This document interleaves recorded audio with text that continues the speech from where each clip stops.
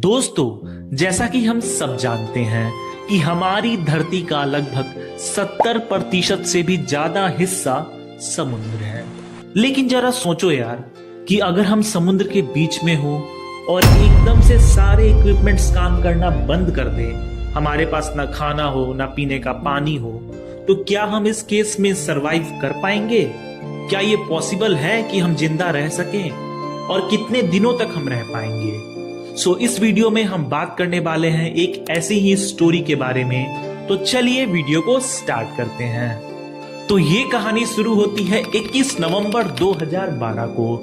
Basically I Salvador में रहने वाला एक मछुआरा जिसका नाम था सेल्वाडोर, और उसकी उम्र लगभग 36 साल थी। उसने अपने एक साथी के साथ, जिसकी उम्र लगभग 22 साल की थी, उसके साथ प्लान बनाया कि क्यों ना समुद्र के बीच चलते हैं और बहुत सारी मछलियां पकड़ते हैं।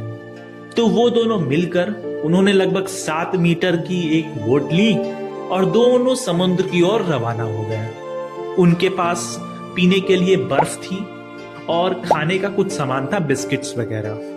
तो वो लोग समुद्र के बीच चले गए। और गाइस, मौसम की बात करें तो मौसम बिल्कुल मस्त था, सनी वेदर था, कोई इशू नहीं था, बिल्कुल हवाएं बिल्कुल नॉर्मल की तरह ब्लो कर रही थी, तो सब कुछ बहुत सही लग रहा था। फिर लेकिन वो कहते हैं ना, मुसीबत कब आती है पता ही नहीं चलता। एकदम से हवा की रफ्तार 100 किलोमीटर प्रति आवर की स्पीड से बढ़ गई और लहरें मानो 15 से 20 फीट ऊपर उठने लगी। और ऐसे केस में वो लोग कुछ देर तक इस तूफान में ऐसे फंसे रहे कि जब तूफान थमा तो उनके जीपीएस सिस्टम ने काम करना बंद कर दिया। आप इमेजिन करो गाइस, आप समुद्र के बीच हो, चारों तरफ पानी है और आपका जीपीएस सिस्टम काम करना बंद कर दे, तो इसका मतलब है आप समुद्र में खो चुके हो। आप कुछ नहीं कर सकते, आप किसी से कोई कांटेक्ट नहीं कर सकते क्योंकि आपका जीपीएस सिस्टम ही नहीं है। और उनके पास लिमिटेड फूड की सप्लाई थी। तो इस केस में उन्होंने अपने जान को बचाने के लिए जो भी उनके पास खाने का सामान था, बिस्किट्स वगैरह, उन्होंने बिस्किट्स खाए। पीने के लिए उनके पास जो आइस था उसको मेल्ट करके उन्होंने पानी पिया। लेकिन ये सब ज्यादा दिनों तक नहीं चलने वाला था गाइस। और ऐसा ही हुआ। लगभग 2 से 3 दिन बाद उनका खाने का स्टॉक खत्म हो गया जो वो लाए थे। तब उन्होंने क्या किया, तब वो मछलियां पकड़ना स्टार्ट कर दिए समुद्र से। और उनके पास ऐसा कुछ इक्विपमेंट्स था नहीं कि वो फिश को पका सके, तो वो दोनों उसे कच्चा खाते थे। फिश को कच्चा खाना स्टार्ट कर दिया। और पीने के लिए जब बारिश आती थी तो उसका पानी वो इकट्ठा कर लेते थे और अपनी प्यास को बुझा लेते थे। लेकिन कभी कभी ऐसा भी होता था कि बारिश आई ही नहीं, उनके पास पानी है ही नहीं, और वो ऑब्वियसली समुद्र का पानी तो पी नहीं सकते। तो उस केस में उन्हें अपना पेशाब तक पीना पड़ता था गाइस। सोचो, जिंदा रहने के लिए लोगों को क्या क्या नहीं करना पड़ता है। और कुछ समय तक ऐसा ही चलता रहा। लेकिन इतना मेंटल टॉर्चर वो उनका साथी जो था सेल्वाडोर का, जिसकी उम्र लगभग 22 साल की थी, वो बर्दाश्त ही नहीं कर पाया और उसकी डेथ हो गई। अब बीच समुद्र में सेल्वाडोर और उसका साथी मृत पड़ा हुआ नाव में था।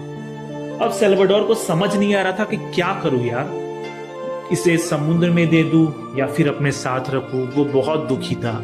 तो अंत में उसने डिसाइड किया कि इसे समुद्र के हवाले करना ही जरूरी है, क्योंकि जितना बोट हल्का रहेगा उतना ही सही रहेगा। तो सेल्वाडोर ने बिल्कुल ऐसा ही किया। उसने समुद्र में अपने दोस्त को दे दिया। लेकिन अब असली चैलेंज तो अब स्टार्ट हुआ गाइस, क्योंकि फिर से मौसम बिगड़ा, फिर से लहरी बिल्कुल ऊंची उठने लगी। लेकिन सेल्वाडोर ने हिम्मत नहीं हारी। वो किसी तरह बना बिल्कुल एकदम जोश के साथ लड़ता रहा। और कभी कभी क्या होता था कि कभी मौसम साफ हो जाता था, कभी एकदम तूफान आ जाता था। तो सेल्वाडोर को लगता था कि अब उसे मर ही जाना चाहिए, उसका जिंदा रह के कोई फायदा नहीं है। लेकिन वो अपने परिवार को याद करता था और उस परिवार के लिए वो जीना चाहता था। बस यही बात थी कि यही चीज सेल्वाडोर को रोकी हुई थी।